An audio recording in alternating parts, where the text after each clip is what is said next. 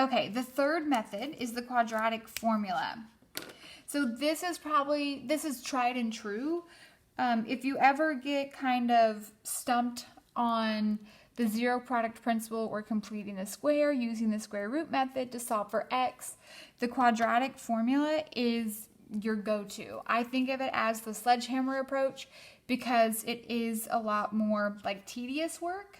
It's a lot more simplifying after or like through the process, but it gets the job done no matter what. So here is the formula. X equals negative b plus or minus the square root of b squared minus 4ac all over 2a. So here for this, oh yeah, so the faster you memorize this, the easier your life will be in this class, I promise. So it's critical that when you're looking at your quadratic equation, you have it in standard form, which is this ax squared plus bx plus c, because you need to know what is your a, b, and c respectively, because the formula here, it's basically, if you have the formula, it's plug and chug. So if I have 2x squared minus 4x minus 7, well, you'll want to rearrange this so that it's 2x squared minus 4x minus 7 equals 0. So now it's crystal clear to see that a is 2, b is negative 4, and c is negative 7, right? So now that I have all my kind of like letters in a row, right, all my ducks in a row, we can solve. So this is where the plug and chug. So I'm just going to plug in the respective numbers. So negative 4 into negative b, so that's negative negative 4, which is a positive 4, plus or minus the square root of b squared, so negative 4 squared, minus 4 times 2 times negative 7, all over 2 times 2. So I threw in a for a's, I threw in 2 for a's, negative 4 for b's, and negative 7 for c's. And also here you can see where the plus or minus comes in from, because it's derived from the plus or minus of taking the square root property. Because actually how this is derived is by completing the square for the quadratic formula in standard form. If you want to see that worked out, feel free to email me. I'd be happy to go over it with you. But I won't do that in the lecture video. I won't bore you to death. Okay, so I know some of you probably said too late, but we'll simplify. So 4 plus or minus the square root of 16. Let's see, 4 times 2 is 8. 8 times 7 is 56. A negative times a negative is a positive. 2 times 2 is 4. Keep simplifying. 4 plus or minus the square root of, let's see, 16 plus 56. 6 plus 6 is 12. So I'm going to carry the 1, make that a 2 plus 5 is 72 over 4.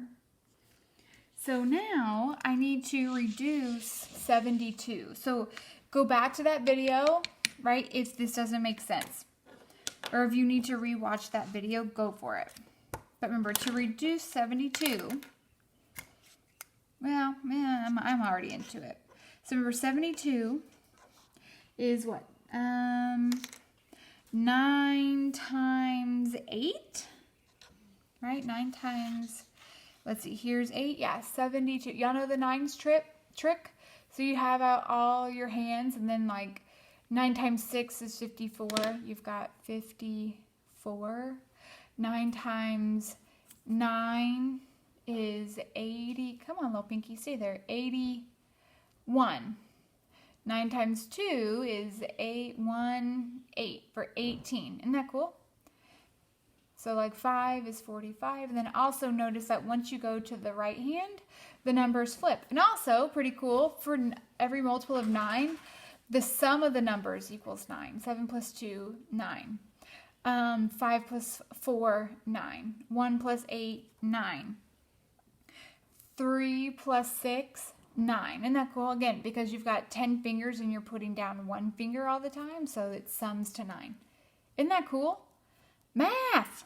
Yeah. Okay, anyways, back to this. 9 is 3 and 3. 8 is 4 and 2. 4 is, 2 and 2.